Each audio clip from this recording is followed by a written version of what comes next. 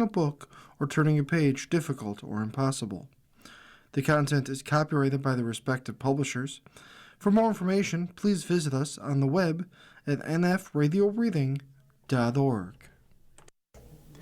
Hello, this is Jonathan Roger, and for the next hour, I'll be reading from the June 7th, 2026 issue of the front section of the New York Times on the Niagara Frontier Radio Reading Service. The first article is entitled, "At School, Apps Pushed Teens to Stay on Screens" by Jennifer Valentino DeVries. There's a photo of the back of a young teenager, and the caption reads, "A school day in San Mateo, California. More than 1,400 school districts have filed lawsuits against leading social media companies." And in the photo, the child is holding a phone to their ear. Snapchat sent phone alerts to adolescents during school hours, urging them to share what was going on in their classrooms.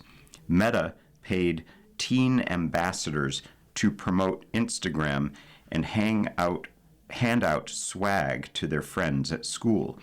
TikTok gave the National PTA millions of dollars, in part to throw school events about online safety and provide favorable comments to journalists.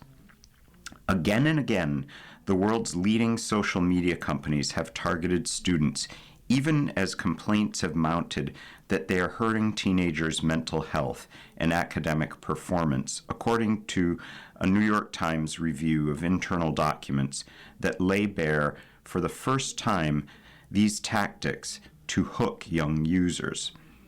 The documents emerged from lawsuits filed by more than 1,400 school districts against Meta, Snap, TikTok, and YouTube, amid a rising backlash against social media, with parent movements and best-selling books blaming the platforms for loneliness, bullying, eating disorders, and sexual exploitation.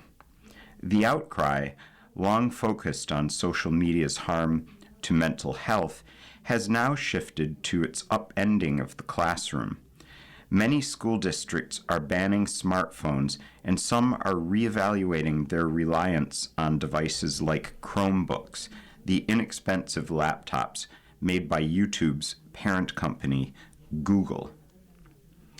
The company's push to keep children glued to their screens has overshadowed concerns from their parents, teachers, and even their own trust and safety teams about interfering with school, according to the documents and interviews with dozens of parents, teachers, and former tech company employees.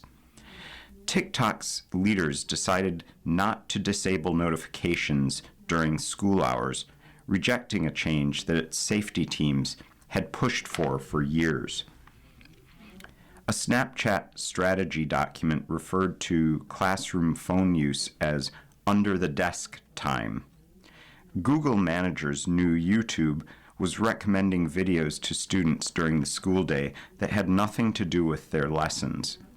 The school districts contend that the app's addictive designs made teachers' jobs more difficult. It is so constantly tempting to these kids to be on a platform that promises endless, infinite, varied entertainment rather than actually focusing on what they should be at school to do, said Previn Warren, one of the lead lawyers for the schools. The companies argue that the COVID pandemic and other factors have harmed adolescents' mental health, and that parents, schools, and cell phone makers bear responsibility for children's phone habits. They also say that they have made their platforms safer with parental control features and account restrictions for minors. All four companies recently settled with Breathitt County Schools, a small district in rural Kentucky that served as a test case, the district, which has about 1,500 students, had sought $3 million in damages and about $60 million that it had planned to put toward a long-term education and mental health plan. The companies agreed to pay Breathitt $27 million, $9 million from Meta, $8 million each from Snap and TikTok, and $2 million from Google, according to documents released on Friday and first reported by Bloomberg. While it's hard to say how the ongoing litigation might ultimately affect classrooms, it poses a substantial financial risk to the companies, possibly costing billions of dollars, said Alexandra Lahav, a civil litigation professor at Cornell Law School. She noted that the companies were also facing a barrage of claims from families and state attorneys general. Breathitt was the first of 6 so-called bellwether cases whose outcomes are likely to guide the rest. The next plaintiff in line for trial, Tucson Unified School District in Arizona, which has about 40,000 students, is seeking more than $1 billion. These are massive, massive lawsuits, Ms. Lahav said. Winning with teens. In the early days of social media, before the industry came under angry public scrutiny, some company leaders were candid about their pursuit of teenagers, a key demographic that they knew could drive the next hit app and yield lifelong users. In 2012, a few months after the launch of Snapchat, its co-founder, Evan Spiegel, then 21, wrote a blog post about feedback he had heard from some of the app's early users. We were thrilled to hear that most of them were high school students who were using Snapchat as a new way to pass notes in class, Mr. Spiegel wrote, indicating that peaks of activity occurred during school hours. Meta also tried to promote its brand in schools, desperate to keep young users from leaving its flagship apps, Facebook and Instagram, for competitors. Winning schools is the way to win with teens, read an internal document from 2018. Beginning that year, the company recruited teen ambassadors to, quote, act as our plug at local high schools within 5 key markets, end quote. The students received branded gear to share, and they earned $45 gift cards for completing monthly challenges such as posting Instagram video chats with friends. Leah Emanuel, a former teen ambassador who is now an artist in New York City, said her Instagram followers supported her when she was bullied at school, but she now feels conflicted about the role she played in encouraging other young people to use the platform. In recent years, I have been rethinking it, she said. She still feels addicted to posting online and believes it is unhealthy. I didn't understand that at 14. Meta said its outreach efforts at schools, including the Ambassadors Program, had largely focused on promoting kindness and soliciting feedback on new products. We proudly work with parents, schools, safety organizations, and teens themselves to inform safety features, said Liza Crenshaw, a spokeswoman for Meta. She added that some of the documents produced in the lawsuit represented the ideas of individuals, not the company. Google employees cited classrooms as a source of long-term customers. A 2020 slide deck said that, quote, investing in schools helps onboard kids into Google's ecosystem, end quote. With its Chromebook laptops and software tailored for schools, Google has come to dominate the educational technology market over the past 15 years. That business boomed during the pandemic as many districts provided students with their own devices for remote learning. The majority of U.S. schools now use Google products to teach. Members of the company's education department were often excited about products they thought could improve learning, such as affordable laptops and educational YouTube videos, according to court documents and interviews. They worked alongside product managers, however, who were focused on a different upside, increasing YouTube's viewership. In one 2015 memo, YouTube employees noted that Saturdays drew 80 million hours more watch time than Thursdays, and that increasing usage in schools Monday through Friday could decrease this gap. It was clear even back then that YouTube was proving problematic for schools, according to documents first reported by the Wall Street Journal. The company's education team repeatedly complained that the algorithm often led children into a spiral of unrelated content. One slide presentation illustrated how this could happen. If someone began a YouTube session with a query about linear equations, the platform would first offer a learning video, the presentation showed, but after that, the algorithm would recommend a Will Ferrell comedy video. A Google spokesman said the documents were outdated. In 2022, the company released a tool that allows teachers to remove ads and recommendations on videos they assign students to watch, said the spokesman Jose Castaneda. He also said that YouTube could be blocked and that browsing on the site had been turned off by default on school Chromebooks for a decade.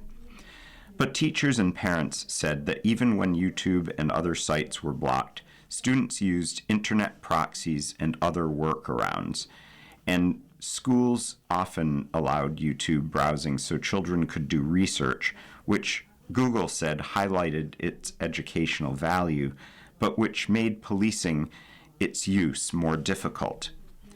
Joanna Houston, the mother of a sixth grader in Richmond Hill, Georgia, said her son watched more than 1,500 non-educational YouTube videos on his Chromebook during school between August and January.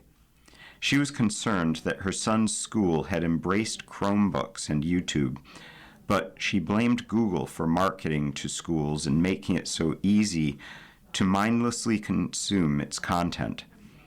It's this whole ecosystem that ultimately benefits this company, and I don't think it very much benefits students, she said. Cause and drama.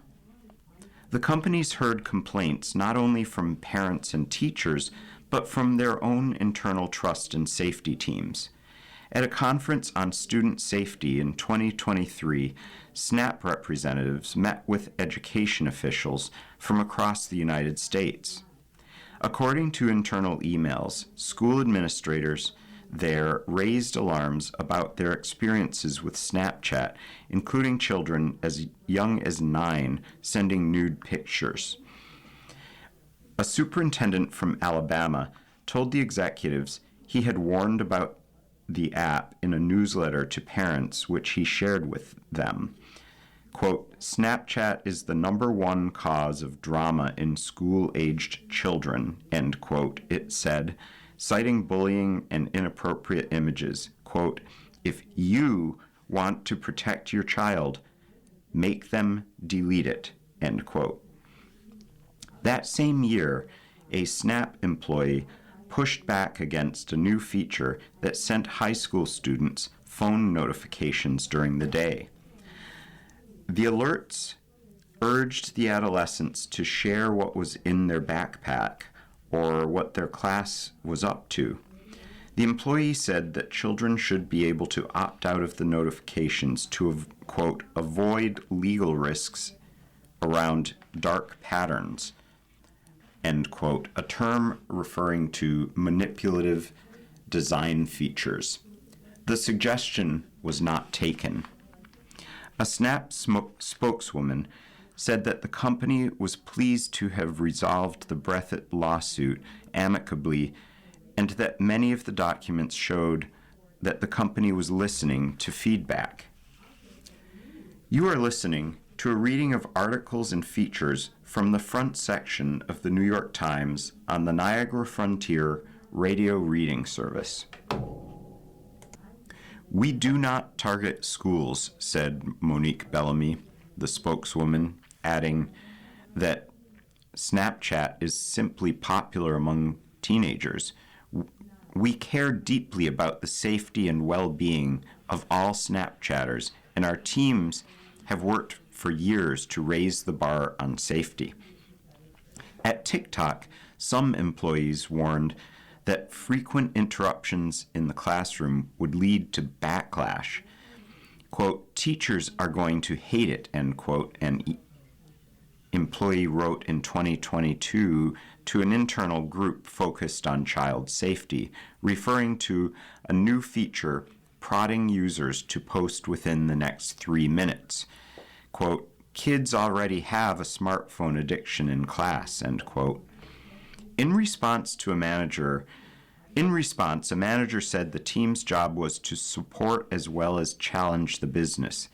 Competitors, she said, were doing the same thing. Quote, "If we assume teens are going to do this anyway, we'd rather them be here on TikTok," she wrote. The company removed the feature in 2023. That same year, TikTok considered turning off notifications altogether for minors during school hours, but the plan was scrapped. Internal documents about the feature noted that it would reduce the number of daily active users and that it would be difficult for the company to administer because of the variety of school schedules.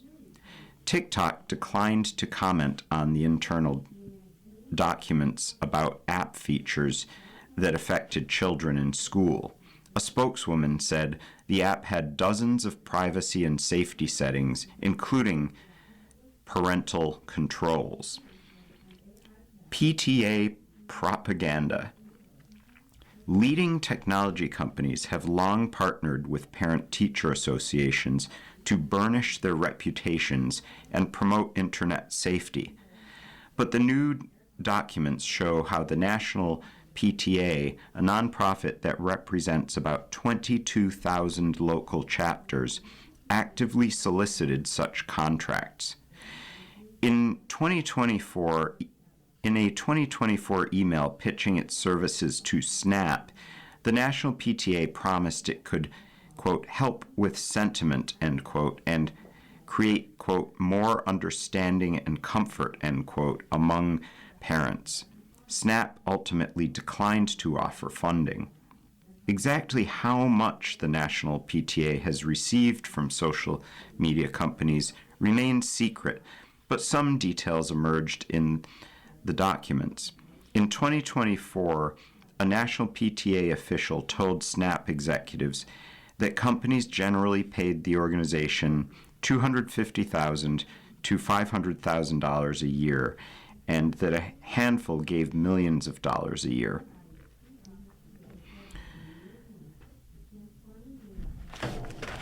Parents, students, and school communities rely on PTA to help them navigate the challenges of a changing world, said Heidi Mae Wilson, a spokesman for the National PTA, in a statement responding to questions about the lawsuit documents. That includes technology and social media, which are now central parts of children's lives. TikTok signed the first of several contracts with the group in 2019, just as the app's thriving business in America was coming under fire. Prominent lawmakers like Marco Rubio, a Florida senator at the time, had accused its Chinese parent company, ByteDance, of censorship, portraying it as a propaganda tool of the Chinese Communist Party. The deal with the National PTA aimed to, quote, positively raise ByteDance's profile among parents, end quote, according to a PTA slide deck for the company that was quoted in a plaintiff brief. In November 2019, a national PTA employee asked its new sponsor where it should host an internet safety event. In emails, TikTok employees discussed that the ideal schools would be in major market centers and sensitive political districts. Tampa, which was represented by Mr. Rubio and had the most populous TV viewing area in Florida, met both criteria. The National PTA gave a county chapter $1,000 to put on the event at Buchanan Middle School. In addition to about 75 parents and children, local TV reporters showed up to the cafeteria event in February 2020. Surrounded by balloons with TikTok's logo, parents talked about screen time rules, and a panel of students answered questions. A local influencer said that TikTok had helped her build a career traveling the world. While many parents appreciated that the event helped them talk about social media with their children, the influencer's presence felt like, quote, propaganda, end quote, said Damaris Allen, who was then the chapter president. I just remember being very, very annoyed, they said. Later that year, TikTok gave the National PTA $2 million for support during the pandemic. It paid an additional $3 million in 2024 for the group to promote the company's youth safety efforts, including providing, quote, positive, end quote, quotes to news outlets. The TikTok spokeswoman said the company was proud to fund the organization. Last December, a publication in Northeast Ohio covered a TikTok-sponsored event about online safety. A national PTA representative told the outlet, quote, "It was important for the youth to illustrate how they use platforms and how they use TikTok for good," end quote. The next article is entitled Democrats' Dilemma: Preserve Diversity or Pursue More Seats by Clyde McGrady. Columbia, South Carolina. South Carolina Democrats at Representative James Clyburn's world-famous fish fry just over a week ago were feeling triumphant. Mr. Clyburn, South Carolina's longest-serving black lawmaker and the state's lone Democrat in Congress, had survived a failed redistricting attempt by state Republicans determined to act after the Supreme Court weakened protections under the Voting Rights Act for majority black districts. So as the sun set on a terrace above the Congaree River in Columbia, a crowd of black women line danced to 803 Fresh's Boots on the Ground, while hot grease popping in deep fryers sent a thick smell of fish through the late spring air. But the next act in the drama over black representation will be driven in part by Democratic leaders, some of them black, who face a difficult situation.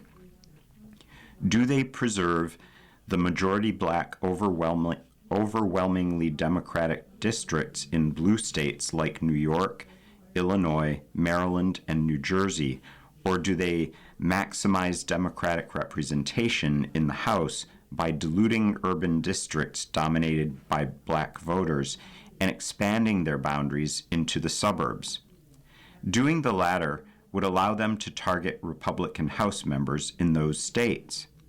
Those new districts would remain Democratic, though less so, but they may no longer be majority black.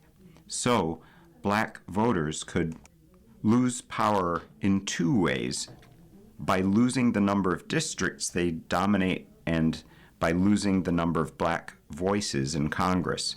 It could be an agonizing choice, but with Republicans determined to maximize their own representation, many black Democrats at the grassroots state and federal level are firmly in the camp that the party should do what is necessary to expand its power. Black representation is important, but they consider this moment an emergency. We're not going to sit back and just accept this cheating and gerrymandering, said Representative Gregory Meeks, a close ally of a fellow New Yorker, Hakeem Jeffries, the House Democratic leader.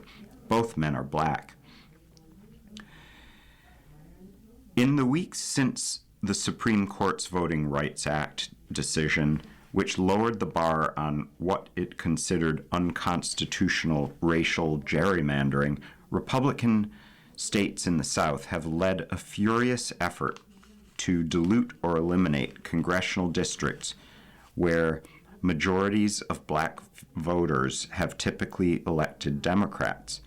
Majority black districts in Tennessee and Louisiana are gone. One seat long held by a black Democrat in North Carolina is teetering. The Supreme Court on Tuesday night gave Alabama Republicans permission to eliminate one majority black seat. Georgia and Mississippi are likely to target such seats ahead of 2028. Beneath the jubilation at his fish fry, Mr. Clyburn seemed to acknowledge the anger. I want all of the energy that's here tonight to be harnessed, much like we harnessed the atom in order to make the atomic bomb, he implored the crowd from the stage. Beyond anger, Democrats are pondering the path back to political power and how far the party should go to attend it. Mr. Jeffries last month took on maximalist tones as he rattled off 7 states, New York, New Jersey, Washington, Colorado, Oregon, Illinois, and Maryland, that Democrats would redistrict in response to Republicans to, quote, to wipe out any structural advantage that they're trying to get themselves, end quote, in the South. A central calculation will have to be the value of black representation and whether the Democratic-controlled states should protect highly concentrated urban seats in New York, Newark, Baltimore, Minneapolis, and Chicago, rich in black voters, or push the boundaries of those districts into whiter suburbs to go after Republican seats. Mr. Meeks was clear on which way he wanted to go. We can look at seats like mine, for example, he said. Redrawing districts in Long Island would mean moving voters from his overwhelmingly Democratic district in Queens into 2 marginally Democratic districts in the western part of the island. That would give them better chances of ousting 2 Republicans to the east. Quote, we can then win 2 more seats on Long Island, end quote, Mr. Meeks said. Likewise, pushing Democratic voters south from the heavily black Brooklyn districts represented by Mr. Jeffries and Representative Yvette Clarke would endanger the Staten Island seat held by Representative Nicole Maliotakis, a Republican. We can win seats in upstate New York, Mr. Meeks said. We can win seats on Staten Island. Similarly, reconfiguring Representative Jonathan Jackson's Democratic district on the south side of Chicago to the south and west would push more Democratic voters into a district now held by a Republican, Representative Darren LaHood. Representative LaMonica McIver's overwhelmingly Democratic district in New Jersey could be drained of some voters to target the swing district held by a Republican, Representative Thomas Kean Jr. Representative Ilhan Omar's overwhelmingly Democratic district in Minneapolis could be expanded into the Twin Cities Democratic suburbs, starting a chain reaction that would push Democratic voters into a district held by Representative Tom Emmer, a Republican. Maryland Democrats are likely to extend Representative Sarah Elfreth's Democratic district around Annapolis across the Chesapeake Bay into the Eastern Shore to endanger the last Republican House member in the state, Andy Harris. But to do it, they may want to send some voters in Representative Kwesi Mfume's strongly black Democratic district around Baltimore to shore up Ms. Elfreth, who is white. This is not the game we want to play, Mr. Meeks said, but this is the game we are compelled to play. The price for such moves is already playing out in Florida, where state Republicans redrew the House districts to their advantage in November. The South Florida district of Representative Debbie Wasserman Schultz, a senior Democrat who is white, was redrawn to heavily favor Republicans, so she has decided to run instead in one of the remaining Democratic seats where black voters remain powerful. That has enraged black Democratic politicians who want to represent the seat and have demanded that Democratic leaders speak out against Ms. Wasserman Schultz's move. We have been supporting every single Democratic person on the ballot, and for them not to support us in this moment is totally ridiculous, and we're not standing for it, former Representative Sheila Scherflis McCormick told the Miami Herald last week. Mr. Clyburn was hesitant to engage in the debate. He is not just one of the most powerful black elected officials in America. He is a fierce defender of the South, and he insisted the Republican effort to redistrict the region offends its people. The decision by South Carolina's state Senate to leave the state's congressional map alone, for now at least, is proof of that, he said. The South, I think, is doing a great job of searching for a more perfect union and getting there, and that's what insulted some of the members of the South Carolina Republican Party, Mr. Clyburn said in an interview. Mr. Clyburn prides himself on the relationship he has built with South Carolina Republicans and is complimentary of those Republicans who joined Democrats to block redrawing his district. He pointed to the rebellious streak of the Southern psyche, which resisted President Trump's demand that the state gerrymander away its last Democratic House seat. I cannot in good conscience surrender this authority that has been preserved to, for, and by the states and merely take orders from those who are not in South Carolina, Shane Massey, the Republican leader of the South Carolina Senate, said during a May floor speech. But Mr. Clyburn is also a student of history, and he spoke of the end of Reconstruction when America abandoned its commitment to the Southern freedom and the courts nullified laws protecting black civil rights. Having a diverse Congress isn't just good for black people, Mr. Clyburn argued. The value is to the country. He said, it is essential for a legitimate multiracial democracy. There is real trepidation about losing that racial diversity, whether it is done by Republicans or Democrats. You are listening to a reading of articles and features from the front section of the New York Times on the Niagara Frontier radio reading service. Every state should be drawing maps based on their actual constituents, said Angela Crittenden, a black South Carolinian at the Fish Fry. Our representation is minimal, and it's because of the illegal gerrymandering of the maps. That's historically already been enacted upon our maps in South Carolina.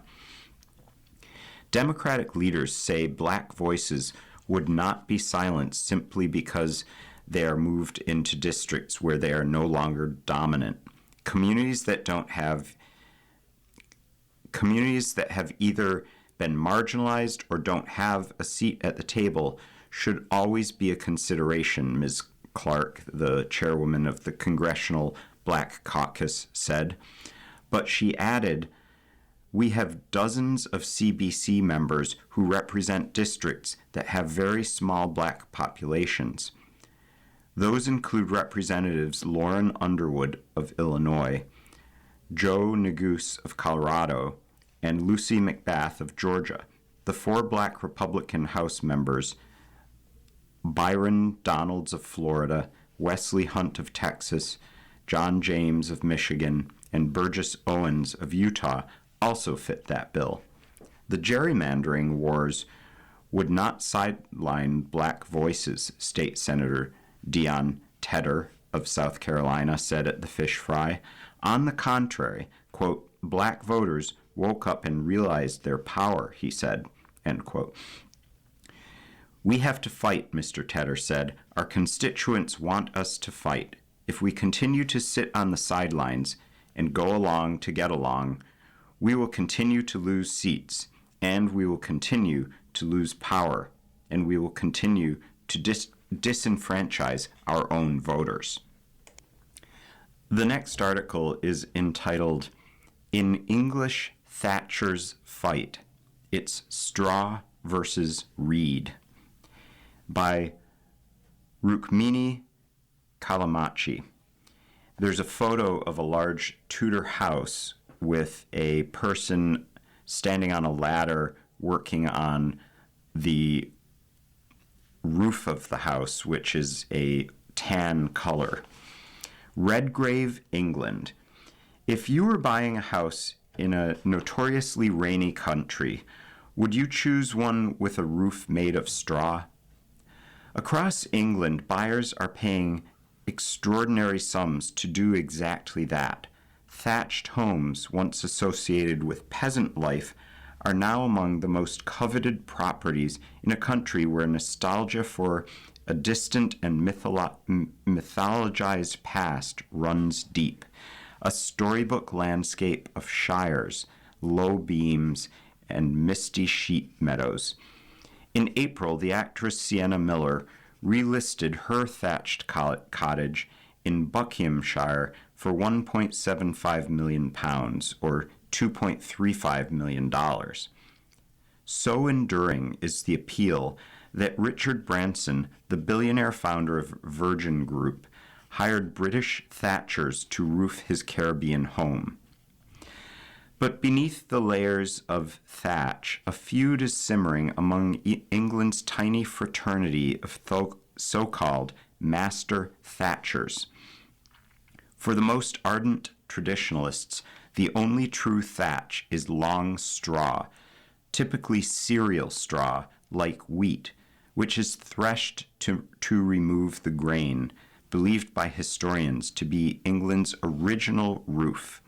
Then there's water reed, the more durable alternative that is increasingly imported from abroad. For the master thatcher Stephen Lech, the difference is unmistakable.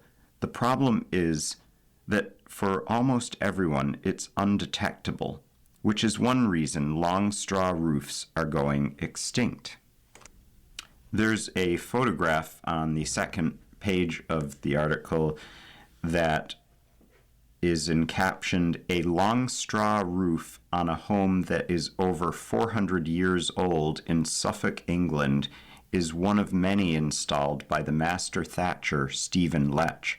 He has spent much of his life trying to preserve the dying art." And it pictured is a cottage with a faded straw roof that has been faded to a gray-brown color. There's 20 or 30 long straw thatchers left in all of England, said Mr. Lech, 66, who has spent much of his life trying to preserve this dying art. We're the last, and we know we're the last, and we know that once we're gone, those skills will be lost. On an afternoon in May, standing beside a 438-year-old cottage in the village of Redgrave in the county of Suffolk, Mr. Lech ran his rough hand over the edge of a roof he had installed himself. "Do you see how it looks like it's been poured?" he asked. Mr. Lech was pointing out the fluid texture of the dried thatch blanketing the house, a soft, seamless look, as though a thick golden liquid had oozed over the cottage and its eaves. This is the signature of long straw thatch, part of a roofing tradition in Britain believed to date back from the Bronze Age. Long before Britain was stitched together by a railway, roofs were made from whatever grew nearby, like heather in the northern highlands and reed near bogs and waterways. Overwhelmingly, though, most areas of the country used straw, a byproduct of the wheat grown to make bread, according to historians.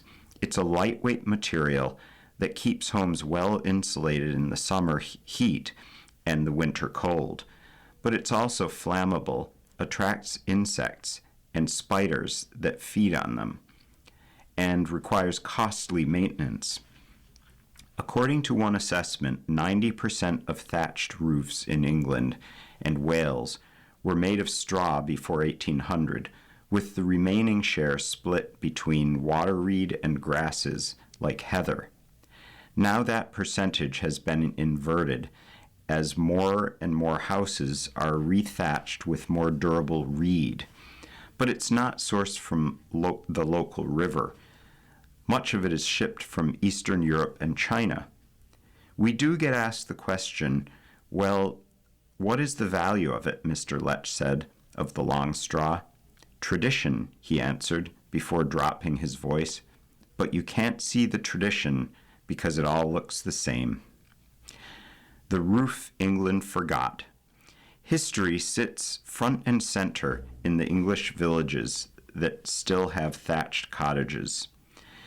The stretch of Suffolk where Mr. Lech learned his trade is name-checked in the Domesday Book, a survey of all the land in England commissioned in 1085 by William the Conqueror.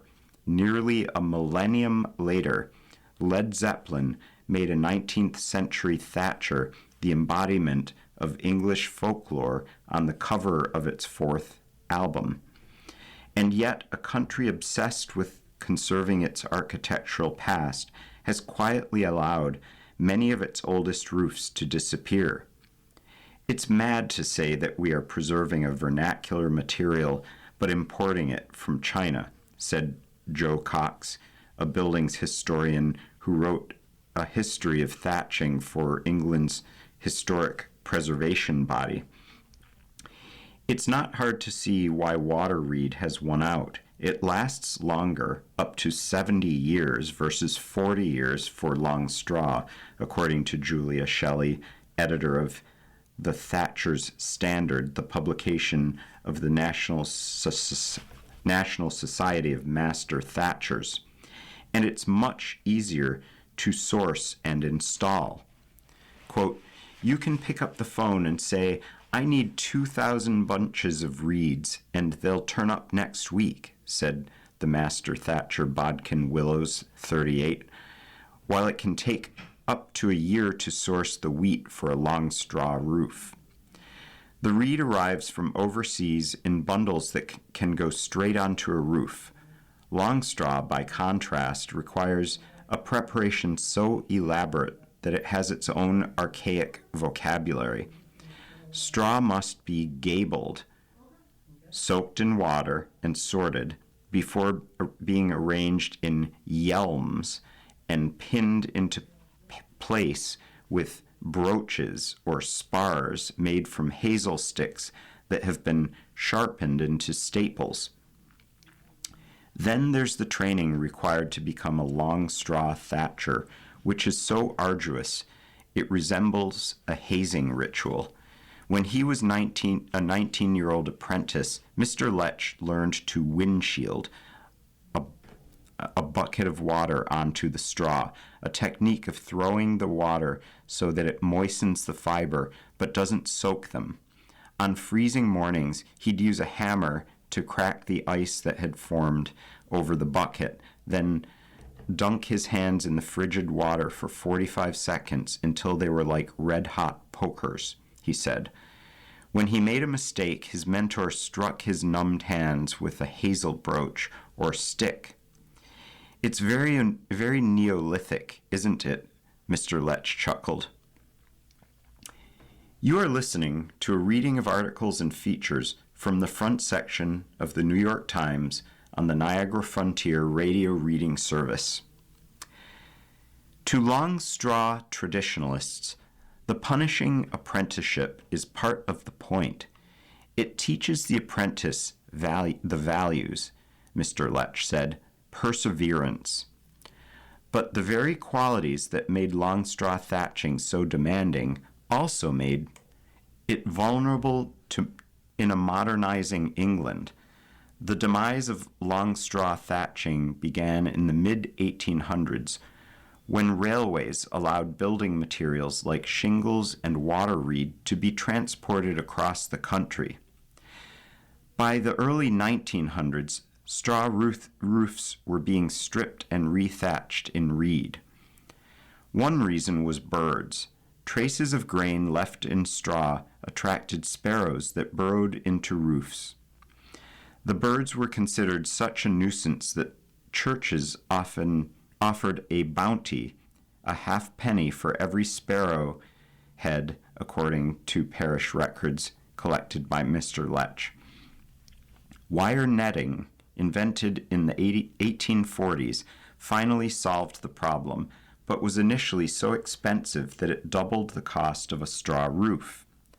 Long straw acquired a reputation for being more fragile, more labor-intensive, and more expensive, a perception that persists today, even as the cost of netting has fallen to around 5% of the total bill. According to the master thatcher Christopher Essex, one of the craftsmen who was flown to the Caribbean for Mr. Branson's roof, water reed costs around 6 pounds per bundle and covers around 1 foot of a roof versus straw, which can cost as much as 16 pounds for a bundle that covers around 2 feet, he said. Covering an average cottage can run $40,000 to $50,000 US, not including the periodic replacement of the ridge, the topmost section of the roof, which needs to be replaced every decade, or the higher insurance premiums tied to fire risk. It's a known fact. Water reed lasts longer than long straw, said Mr. Essex, who dismissed concerns about imported reed as out of touch. To outsiders, the dispute may seem absurd. Britain has only around 60,000 thatched homes left, 0.2% of its housing stock, but among England's roughly 800 thatchers, the reed versus straw debate provokes enormous emotion and occasional fisticuffs. A conference in Oxford in the late 1990s nearly devolved into a brawl, said Ms. Cox, recalling how the mild-mannered academic chairing the event threatened to adjourn if the feuding thatchers didn't settle down. Part of its temperament, the work, often done alone high atop a ladder, tends to draw artisans with an independent streak, said Mr. Essex, describing at least 4 brawls he's seen. We know our own minds, and we stick to things, and In a small trade, disputes over how to thatch can become disputes over who gets the next job, and the fear that, quote, "you're stealing the bird out of my mouth," end quote, he said. In recent decades, some towns and villages passed rules calling for, quote, "like for like," end quote, replacements of thatch, but by then, water reed had won out. The distinction is mostly lost on thousands of owners of thatched homes. A spokeswoman for Savills, the agency selling Sienna Miller's home, was unsure which type of thatch covered the actress's 16th century cottage. Corrine and Martin Price, who bought their thatched cottage in the village of Saul nearly 3 years ago for £485,000, or $655,000 US, also couldn't say for certain which thatch they have. As far as I'm aware, it's straw, but I could be corrected on that, said Ms. Price, 53. It seems beside the point when they consider the romance of living in a house that was built in 1410. I 100% fell in love with it, she said, describing the house as almost like a living being. The roof, she said, gives the house a feeling that modern homes never could, warm, cozy, and especially organic, as though nature had not been shut out entirely, but was woven into the home itself. The next article is from the national section of the New York Times, and it's entitled, "In Black Churches Raising Dementia Awareness." Fusing Faith and Science to Narrow Gap in Care by Dana G. Smith. On a Thursday in April, a few hundred people, many of them older black women, sat in the main hall at Impact Church, located in a converted warehouse near the airport in Atlanta. The windowless sanctuary was dark, but theater lights and the crowd's energy illuminated the stage. In his prayer, the Reverend Paul Thibodeau, the church's lead pastor, called upon God to do some amazing things. "We are expecting you, God, to bring down wisdom like never before. We are expecting you, God, to increase our knowledge like never before." For this wasn't a typical sermon. Pastor Thibodeau was offering the Alter Dementia Summit, was opening the Alter Dementia Summit, a 3-day conference aimed at educating the Black faith community about Alzheimer's disease and other types of dementia. The event was an unconventional mix of faith and science. Research posters on community-based caregiving and how physical health affects the brain lined one wall of the church.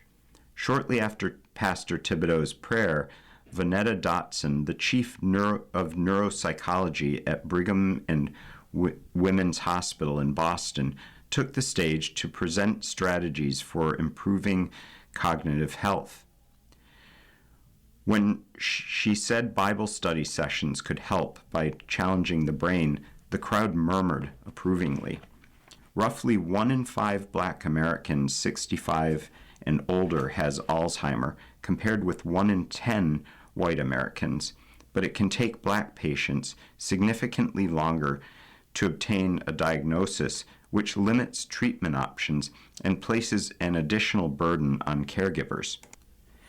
Experts have identified several factors that contribute to these statistics, including stigma and a lack of awareness about dementia in the Black community. There is also general distrust of the scientific and medical establishment, fueled by ongoing discrimination. Farron Epps, a professor of nursing at the University of Texas Health Science Center in San Antonio and the founder of Alter, is trying to address these disparities by tapping into places where trust runs deep: Black churches. According to Pew Research Center, 73% of Black Americans identify as Christian. The church has traditionally been quote, that haven, that safe place that individuals can go to, quote, Dr. Epps said. That is part of the culture that the church is here to help, she added. Why not make sure they have the resources? The spiritual and the tangible. According to data from the Alzheimer's Association, more than half of Black Americans assume that significant memory loss is a normal part of aging rather than a medical condition. Many times in the Black community, it can be called several other things: hardening of the arteries, senile, Dr. Epps said, or it's even just crazy. To help counter these misconceptions, Alter partners with Black faith communities around the country, providing education about dementia and brain health, as well as resources for caregivers. To the Reverend Jeff Obafemi Carr, Alter Summit's MC and the founder and chief spiritual officer of the Infinity Fellowship in Nashville, science and faith are natural partners. If we're going to address the spiritual needs of a human being, we also have to address their tangible needs, he said. That includes preaching about science and the brain. Mr. Carr spells his name in lowercase as a, quote, reminder to play his small role in the larger creation, end quote. Robert Reed, who previously served on Alter's Citizen Advisory Board, and his wife Kim are exactly the type of people Alter is hoping to help. Mrs. Reed first began experiencing symptoms of cognitive decline when she was just 48. She went to her doctor with concerns that she was having difficulty with executive functioning at work, but was brushed off and told it was a symptom of perimenopause. It would take 2 years and many visits to the doctor before she finally received a cognitive test, a referral to a neurologist, and a diagnosis of early onset Alzheimer's. Mr. Reed is now his wife's full-time care partner. He prefers the term over caregiver, or even worse, caretaker. Quote, we married, we became one, so we partner in everything, end quote, he said. So when she was diagnosed, I was diagnosed. Before Mrs. Reed's diagnosis, the couple really didn't know much about Alzheimer's, Mr. Reed said, and they didn't think they knew anyone who had it. They discover Mrs. Reed's grandparents most likely had dementia. Her mother and father would also go on to develop different forms of the condition. There is more to this article, and if you would like to learn more, hear more about this article, please call the Niagara Frontier Radio Reading Service at 716-821-5555. You've been listening to a reading of articles and features from the June 7th issue of the front section of the New York Times. We read from the front section of the New York Times every Sunday at 1 p.m. Your reader has been Jonathan Roger. Thank you for listening. Coming up next in the Niagara Frontier Radio Reading Service, we have a reading of the New York Times opinion page. Following that, at 3 o'clock, the New York Times Arts and Leisure, and at 4 o'clock, a rebroadcast of this morning's Buffalo News. Radio Reading mails out a large print program schedule to our listeners every other month.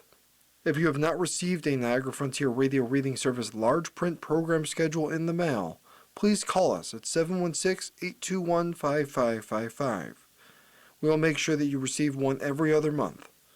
A Braille version of the schedule is also available upon request. Our number again is 716-821-5555.